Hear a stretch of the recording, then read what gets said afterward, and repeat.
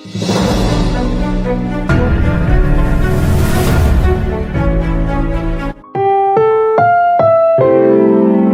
programang ito ay rated SPG, striktong patnubay at gabay ng magulang ang kailangan. Maaaring may masiselang tema, lengguwahe, karahasan, sexual, horror o droga na hindi angkop. Ngayong kapaskuhan nga, binigyan nga nito ni Harry ng regalo ito nga si Annalyn matapos nga ng napakaraming pinagdaanan nga nito at isa nga siya sa saksi sa mga pinaghirapan nga nito ni Annalyn. Kaya naman karapat dapat naman nga raw siya makatanggap nga ng mga regalo ngayong Pasko.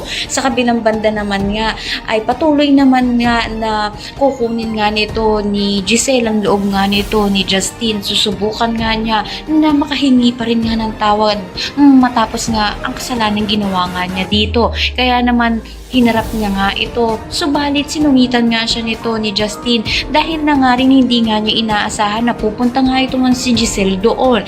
Kaya naman sinabi na nga lang nga nito ni Giselle na aalis na nga lang siya upang sa gayon nga hindi na nga siya magalit pang muli. Subalit nang papaalis na nga ito nga si Giselle, nagulat nga ito nga nang sabihin nga nito ni Justine na kakausapin niya nga ito at malaking posibilidad nga na ayusin na nga nila ang gusto sa kanila. Kaya naman pakatutukan nga natin dito kung papatawarin na nga ba ng tuluyan nito ni Justine itong kanyang ina na si Giselle. Ang lahat na inabangan natin. Maraming salamat sa inyo.